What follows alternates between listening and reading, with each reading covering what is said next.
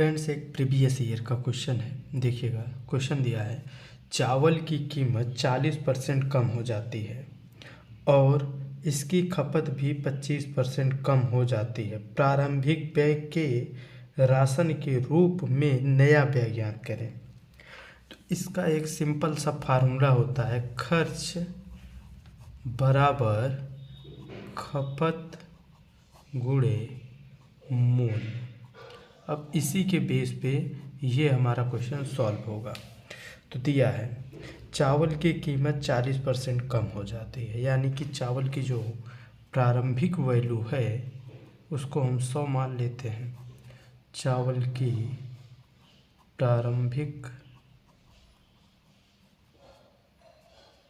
कीमत या मूल्य 100 मान लेते हैं।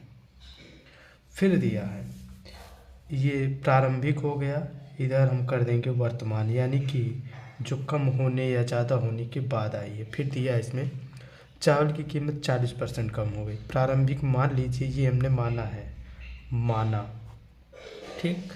100 था, 40 कम हुआ, कितना हो गया 60। फिर दिया है इसकी खपत भी 25% कम हो गई। तो यहाँ लिखे चावल की खपत, चावल की प्रारंभिक खपत 100 मान लेते हैं। और दिया है 25% कम हो जाती है, यानी कि वर्तमान में 25 कम कर देंगे हो जाएगा 75। तो ऊपर जैसा कि हमने लिखा है खर्च बराबर क्या होता है, खपत गुणे मूल्य। तो खपत ये है, मूल्य ये है। अब यहाँ हम खर्च निकाल देंगे, तो इसका जब हम गुणा करेंगे तो आएगा कितना 10,000, और इसका खर्च निकालेंगे तो आएगा 7500 और 75 छक्का 45, यानी कि 450। अब इसमें ध्यान देने वाली बात दिया है कि प्रारंभिक व्यय के राशन के रूप में नया व्यय ज्ञात करें। तो नया व्यय रेशियो प्रारंभिक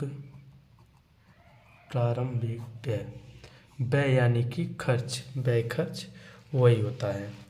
तो दिया है नया व्यय कितना आया है हमारा 4500 लिखेंगे। प्रारंभिक कितना था 10,000 लिखेंगे। इसको थोड़ा सिंप्लीफाई करेंगे, 0 से 0 कटा, 45, 5 दूनी 10, यानी कि जो हमारी वैल्यू आएगी वो आएगी 9:20।